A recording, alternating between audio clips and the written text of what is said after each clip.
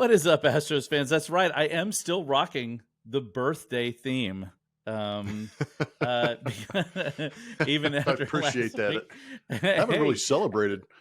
Oh, dude, I know. And, especially you should, because that's the main reason you yes, should be I am. celebrating. That's right. But Milestones. milestones. Hey, mine's coming up this weekend, and I am and forever, unfortunately, will be older than you. But that is my burden to bear. Welcome everybody to episode 65 of the Believe in Astros podcast on the Believe Podcasting Network. I'm Jeff Balke, alongside my partner, fresh off turning 50 and back from back to after his birthday podcast, Jeff Blum. How are you doing this morning, Blummer? And happy belated. I appreciate that. I'm doing relatively well considering, but it's always uplifting to hear another happy birthday shout out. So I appreciate you setting that up. That was very kind. No problem. It's we got to do what we got to do around these parts to keep the Yep. joy rolling. Life is difficult enough. This podcast we should try to got to try and have a little bit of fun. Agreed. As Sheryl Crow once said, I got to have a little fun. Wait, she didn't say that. I was going to say Sheryl Crow said it. Now I just feel like a moron. Somebody said you got to have a little. I know who it was now in my head, and it's a really obscure band that no one will know. They said, I'd like to have a little fun before my time on Earth is done.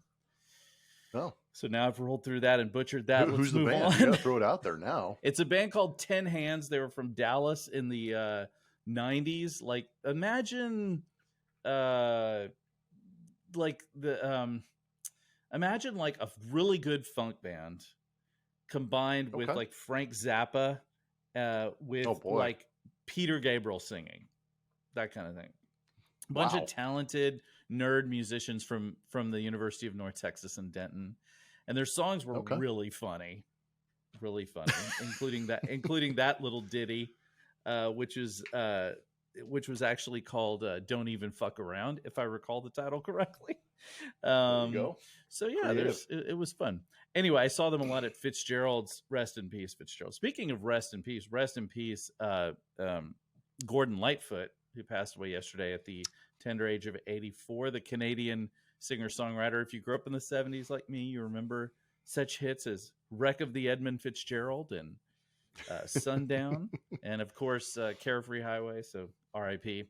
You can find us on Spotify, Apple, Stitcher. I mean, if you love this scintillating conversation about 90s funk bands, Gordon Lightfoot, I said, I got to get a COVID test today. My wife was exposed. I'm hoping we don't have it. So this is how my day is starting. Be sure to like and subscribe. Exactly. Be sure to like and subscribe to keep up with us, and give us a follow on Twitter or Instagram at Believe in Astros. You can find me at Jeff Balke and Blummer at Blummer27 all over social media. Also, subscribe to the YouTube channel, get alerted to videos, and please continue to leave us reviews on Apple, 5 stars. Just come on, go ahead and do that if you haven't, and send us your comments. My question today, is: will we have any starting pitching left by the end of this week?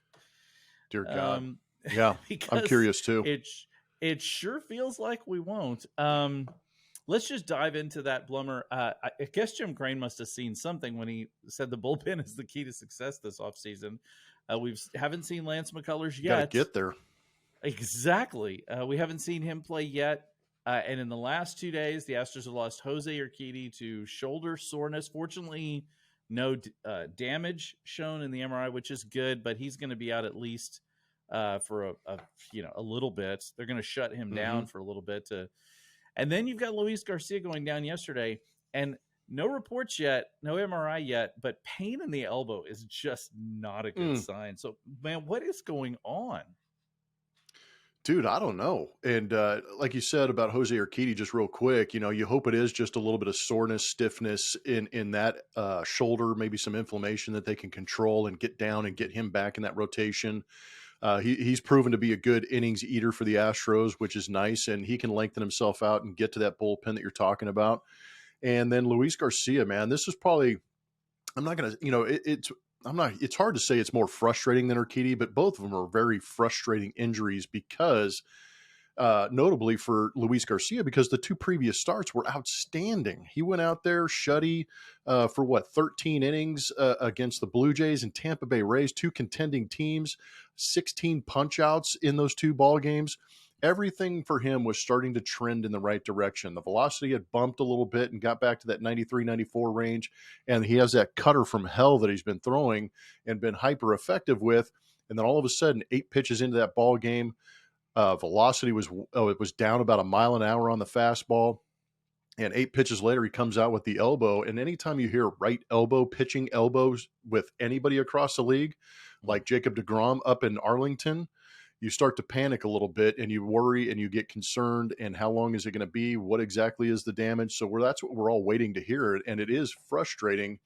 And I would imagine one of the things you're going to ask me here pretty soon is, does this have anything to do with the WBC? Well, there's a number of questions related to that. I mean, you mentioned Luis Garcia and you nailed it. I mean, I pulled this out in the last podcast. I said that, in those last 2 games, he took his ERA down from the high 7s to 4.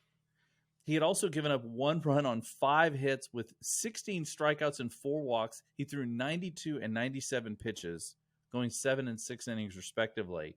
So yeah, that's not good when you've got a guy that's going like that. And you bring this up. So there was a story in The Athletic this morning about whether or not the rise in injuries might be related to the pitch clock, right? Because we've seen a lot of guys. That's another issue. You're right. Right.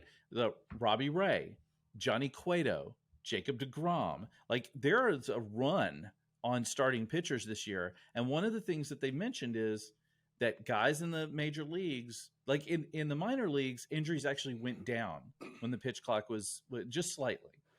But the thing is, major league pitchers throw harder. The velocity hasn't gone down this year. They're pitching harder later into games. Pitchers are going deeper into games. So, and then of course, like you said, Dusty Baker mentioned the WBC last night as another possibility. I mean, I guess fatigue could be an issue. I was going to ask you this specifically, like, how much fatigue is there? I mean, we look at baseball on TV and it seems like, well, there's a lot of kind of hanging out, right? It doesn't feel like it's not like watching football or basketball or even soccer where they're just running and running and running. But there's a lot to put on a pitcher when they're throwing the ball repeatedly that hard. Is speeding that up, does that make that much of a difference? I don't know.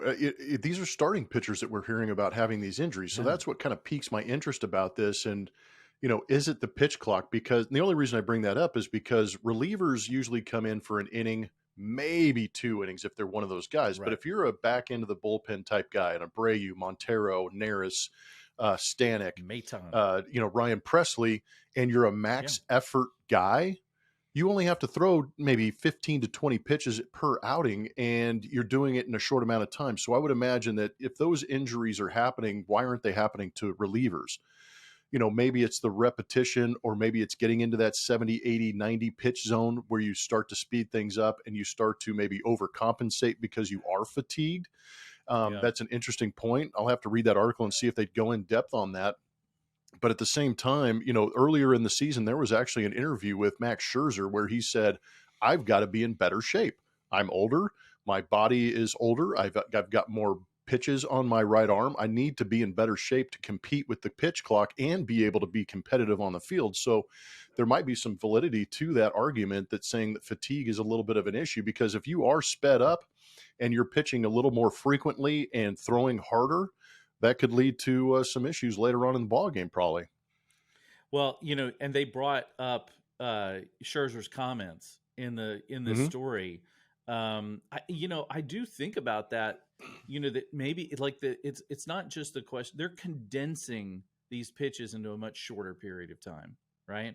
Mm-hmm. So let's say before they throw 70 or 80 pitches, and that's over 2 hours maybe. Now they're throwing 78 pitches over an hour and 20 maybe. So they're shaving a bunch of time off. And anything that you do that exerts yourself, if you do it in a short, and Scherzer even said it. He said, you run from, foul pole to foul pole. Now do it 10 seconds faster or whatever it is. It's like, you're gonna fatigue Yeah, yourself. abbreviate So that rest time in between those laps and see how you react. You're gonna be fatigued exactly. quicker. Yeah, and so I imagine that could be a part of it. Obviously, we don't have enough data to be able to tell us one way or the Yep. other yet. But I mean, and there's a New York, what was the guy in the New York Mets that went down? And there's guys that are now missing for the year. Like Jake Odorizzi gone for the year for the Rangers. Mm-hmm. A lot of guys, really. It's been kind of a weird year. Now, the only thing you can say is, I mean, it's happening to everybody. It's not just this is not isolated to the Astros. We're seeing a lot of pitchers get hurt and a lot of guys. So you're just going to have good depth, which brings me to the question. Brandon Bielak came up last night, was solid, for his time. Mm-hmm. If Garcia goes out, which I think at this point we have to feel pretty comfortable in the assumption that he's going to miss at least a start. Forrest Whitley, who we've all been praising, has had a couple of real stinker outings lately. So you got to think maybe JP France or Sean Dubin. I mean, France's stash is ready for the show, but is his arm? Yeah. Well, that's like me dyeing my hair back in the day. Is it enough to distract from my lack of talent? I don't think that's the case for JP France. I think he's good enough. It's just, can these guys compete at this level? And, to your point about Luis Garcia, I think you need to get mentally prepared for that maybe IL stint just to protect him, not force him to come out and start the next game, knowing that he has that injury in the back of his mind. Maybe give him a couple of starts off, make sure he's right, strengthen him up and get him back out there. And you also need to get mentally prepared that Brandon Bielak is going to be the guy that fills that void, because he backed up Luis Garcia yesterday. So he slots into that part of the rotation moving forward if you're Dusty Baker. And you're right. The other thing you got to think about is who's on the 40-man roster that's a starting pitcher, so you don't have to manipulate your roster or sacrifice guys, DFAing them or losing them on the waiver wire. JP France, Sean Dubin, and Forrest Whitley are those guys. And to be honest, I'm kind of curious if they don't just give Forrest Whitley a chance. Say, hey, look, we've been sitting on you for the last 5 or 6 years. You've been you've shown flashes of brilliance. We still believe in you. This might just be the time that you say, hey, let's go. And you got to look at the schedule too, because this month of May, you're facing sub 500 teams in the Giants, Mariners. The Angels are actually playing pretty good, but they're still sub 500. The Chicago White Sox have been beat around. So this might be an opportunity in your schedule to actually give time off to these guys, give a Forrest Whitley a chance and see what happens. Yeah, I don't disagree with you. I think it's probably well past time, for Forrest Whitley to have his shot. I mean, the Astros they've been pretty aggressive about bringing hitters up, but they sometimes are a little slow on the draw when it comes to pitchers. And feels like this is like, how much longer can you wait with a guy like that? It feels like it's time. Yeah, that might be where they're at. Yeah. I mean, and honestly, I wonder too last night if Ronel Blanco was warming up. I wonder if it wasn't strategic of Dusty to say, let's go ahead and let Presley come in and finish this thing up, because we might need innings out of Ronel Blanco. Maybe not as a starter, but if you do have to bring somebody, if you do have to bring somebody up to start in Luis Garcia's spot next time, and certainly you've got Bielak who's going to be pitching.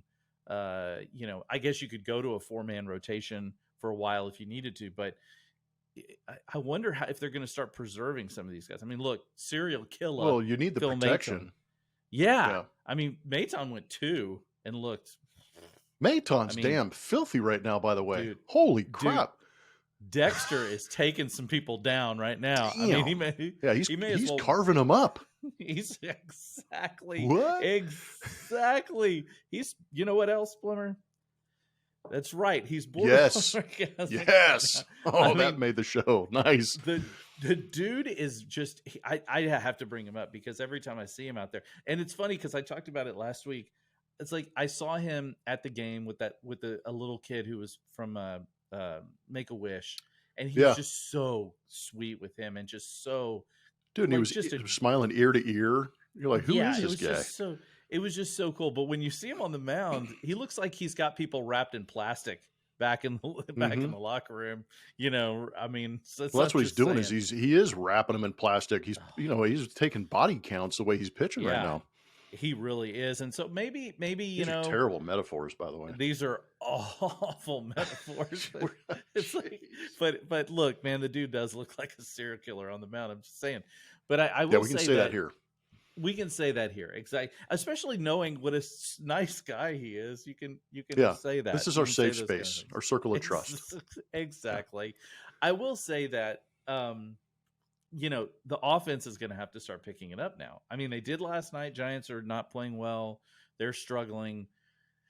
And there was a good story the other day on Jose Abreu's struggles. I don't know if you read that, but it was kind of fascinating to read the fact that he doesn't think it's mechanical, but Alex Cintron thinks it might be mechanical.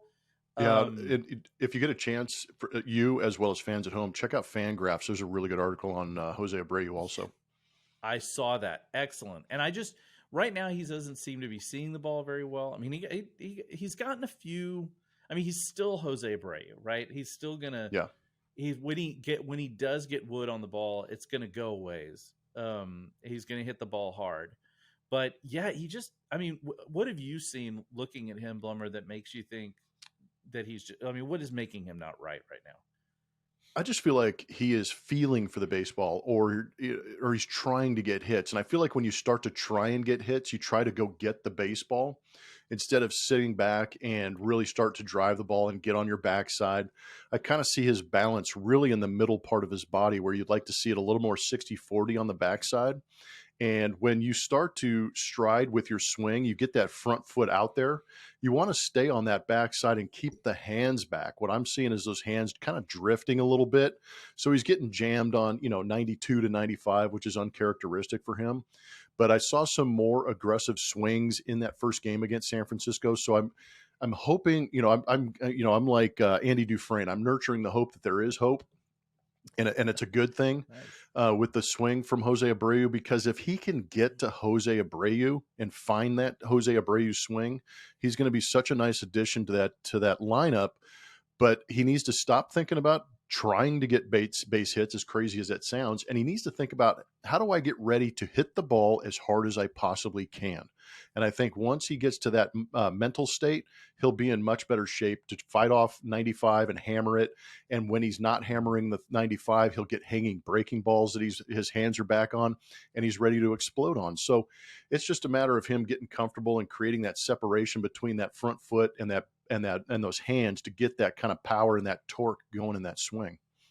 I just wonder too if he's feeling any, I'm sure you've gone. We all it. do. He's human. I looked at my notes and I had made a note a minute ago to come back to talking to you about your dyed hair, but we'll save that for another episode. Oh boy, that's a whole episode. I definitely want. Yeah, I need therapy. I'm going to look that one up. Just so you know, because I've got to find out what that was like. They're out there. But no, I think the thing to me is he's going through this slump, and I'm sure you've gone through it. Although it's hard for me to believe. Many a time.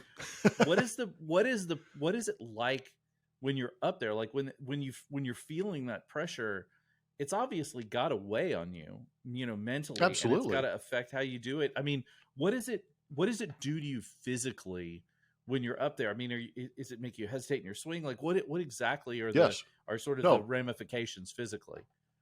It's paralysis, and it's not analysis that creates the paralysis. It's the overthinking that creates that, because you've got these ideas in your mind that, I just signed a big deal with a new team. I've got to go out there and perform and put up numbers and show that I'm worthy of this contract, instead of just going out there and being Jose Abreu. And you know what? I could be completely wrong also, but having been traded and trying to prove myself before in my career, it has created issues. And all ball players are human. You hear about these guys signing these contracts and trying to do a little too much. And then, once you get past forget about it. I'm not going to try and impress everybody. I need to find my swing. And then all of a sudden that doubt seeps in and you go, why can't I be me? And that's almost where it gets worse, because then you're deeper inside your skull.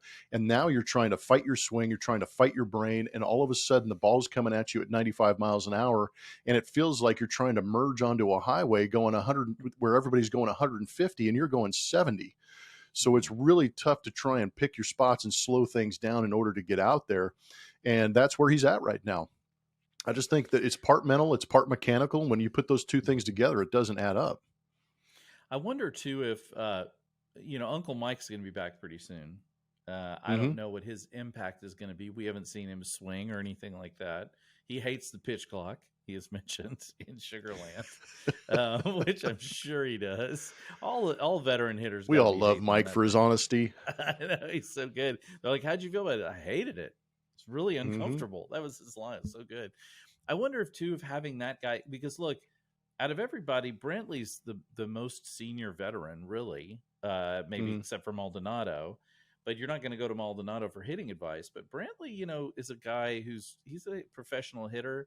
I kind of got to feel like maybe his impact will have some help for the lineup as a whole, but also maybe take some of the pressure off of Abreu.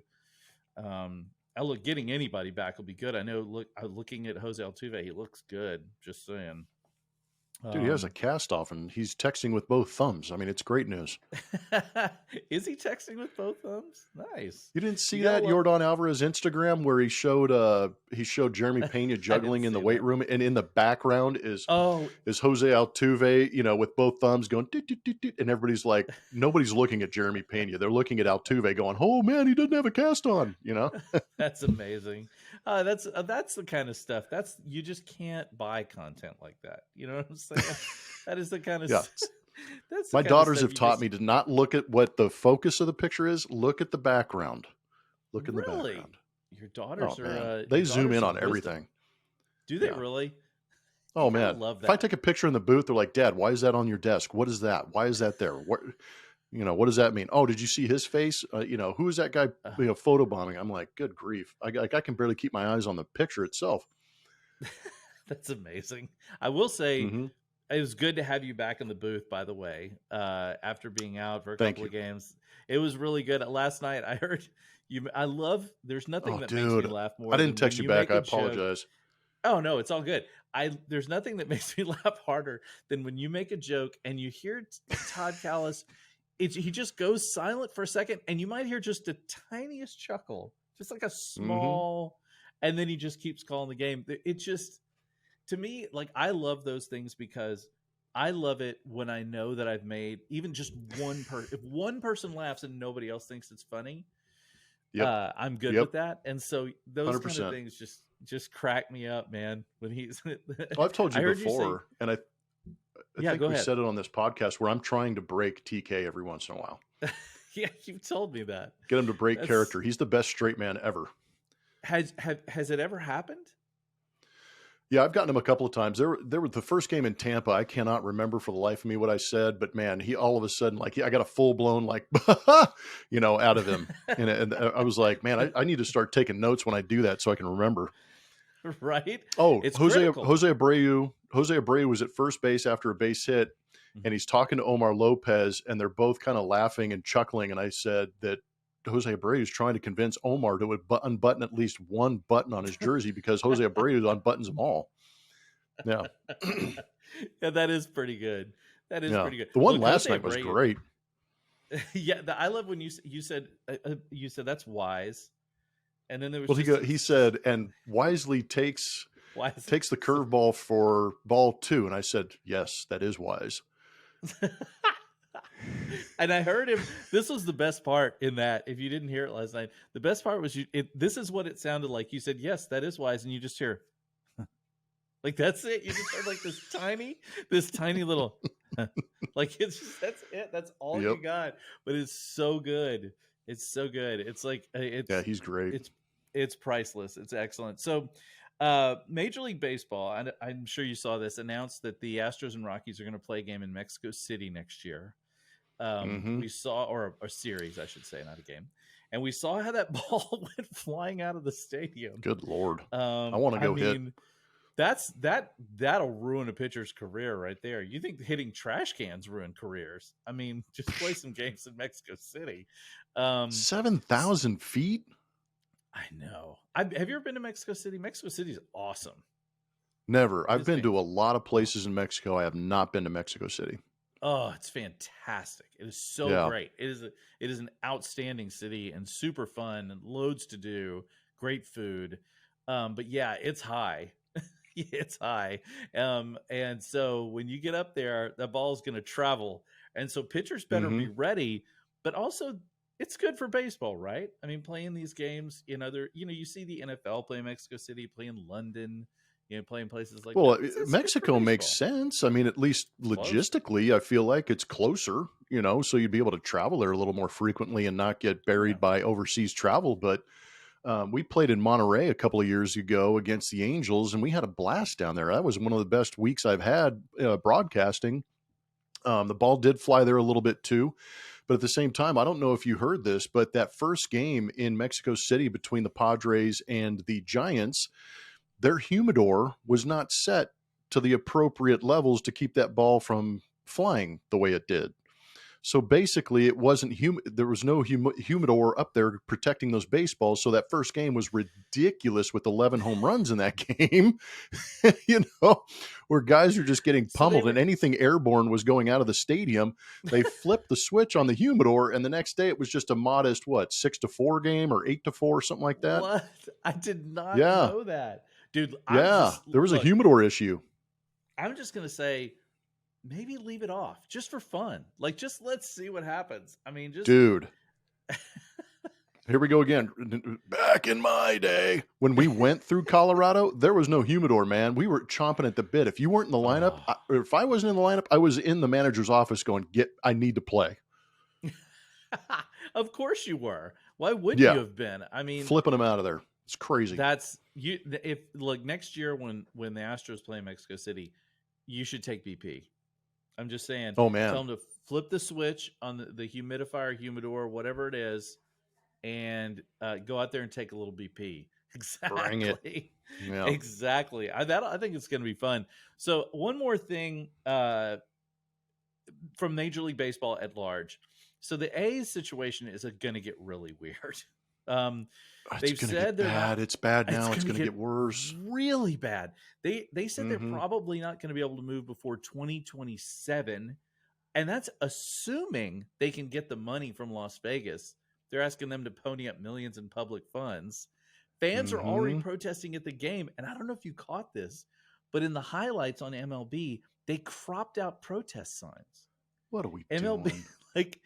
And then apparently they said, "Oh, we didn't realize that's what happened," and then they put him back or whatever. It's like, there's no way they're getting out of a doorway sideways by saying that. I know exactly. So here's the thing, Wilmer. How weird is it gonna get in Oakland? I mean, first of all, they're terrible. The team is terrible, and they're not going to be good because they're not going to spend any money before they go to Vegas.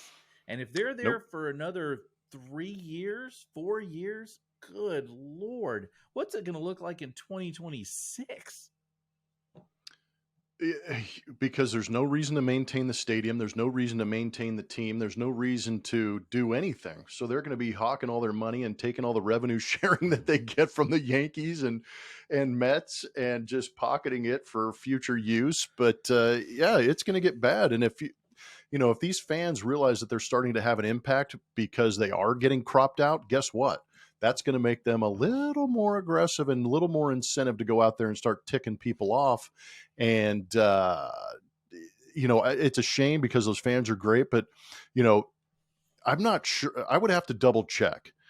And I don't know if there's a way to, but I'm almost positive in a sense that their lease, like they had to sign an extension on the Oakland Coliseum because there's nobody there. They're the only place in town for them to play is at the Coliseum. What if their lease is up in 2025? What do they do in 2026 while they're waiting for the stadium to be built? I mean, there's so many logistical nightmares with this whole situation that's going on. You have no idea what's going to happen, and it's only going to get worse, like you were saying, for the fans. How about being a player? I mean, you're just being completely neglected for the next 3 years and knowing that you're basically playing to get out of Oakland. I mean, it's so bad. Like you could say lame duck, but this is worse than that. I mean, this is like a lame flock of geese. Like this is going to be just unbelievably bad if it continues to go that way. And of course, like I don't understand it.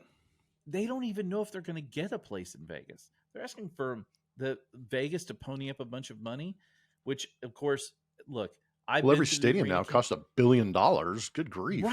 Right. I've been through all of them. Like I was here when the Brimer bill was passed Yeah, that you have allowed some Minute Maid. insight. I've been through it all, and I can tell you right now, public funds don't necessarily do anything. I mean, Mm-hmm. it's great for a city to have a team, and I would never trade it. And I'm willing to put some of my money where my mouth is. But it doesn't necessarily mean it's a huge boon to the city financially.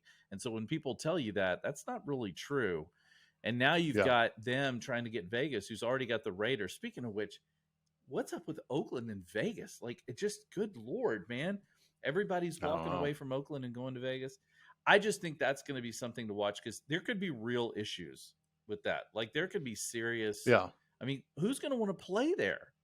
Like, I mean, who is going to Well, want to if play they're at that? the money's going to bring those guys there. That's the thing is you're going to have to actually pay people to go play for that team and actually set that Mhm. city up and say, look, you committed to us. We're going to commit to you by putting a team out there that's going to be competitive.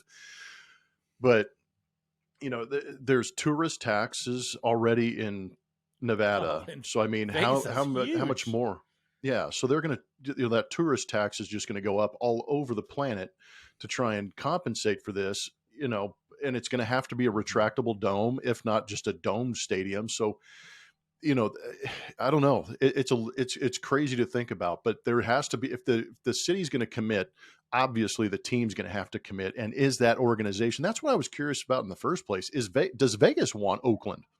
Not Oakland. Does Vegas want the A's? I should say, not Oakland. That's disrespectful to the city of Yeah, Oakland. right.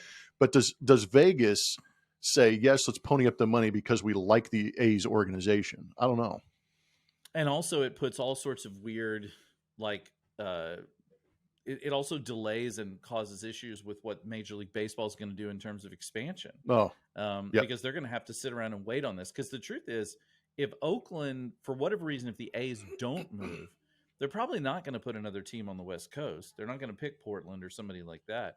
But if the A's do Mm-hmm. move, then maybe they do. So it's gonna affect that whole calculus when it comes to figuring out a new team. It's just a mess, and it didn't have to be a mess. But as Well, usual, you bring up, you're talking about expansion because Major League Baseball wants to get to 32 teams, and everybody keeps yep, saying, "Oh, 5, 6, 7 years." It kind of fits the window that the A's are you're looking right. at, but you don't want Yeah, to expand with them. But if they do take up a slot out west, it kind of eliminates an idea of Portland maybe or somebody yeah. else on that West Coast. Yeah, it's the whole thing is going to be fascinating. I'm like you said, I've had spent some time with the whole arena thing in the past, so it always sort of intrigues me to watch what happens and how these cities Hmm. and teams deal with it. So I don't know, it's going to be weird. I'd say this: uh, if I'm sure you can get a ticket if you feel Yeah, if you're in the Bay Area, you want to catch an A's game. I'm guessing plenty of plenty of room. tickets available. Plenty of Yep. tickets available. All right, thanks everybody for joining us. Blummer, you got any final thoughts on this Tuesday? Good to be back. 2 more games against the Giants, and then we go on an early, very long trip, 3-city trip: Seattle, Anaheim, Chicago, and these are very beatable teams. This is a real opportunity for the Astros to boost not only their individual numbers, but also get that record pumped up, maybe pass up the Texas Rangers.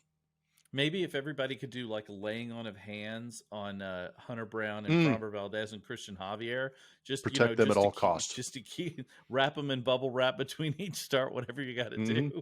All right, guys, we'll be back later this week for a fresh pod brought to you by Bet Online. Again, a huge thanks to all our listeners and viewers. You guys are always great. Keep liking and subscribing. We're super thankful for all of you. Keep it coming. Have a great week. We'll talk to you on Friday. Go Astros.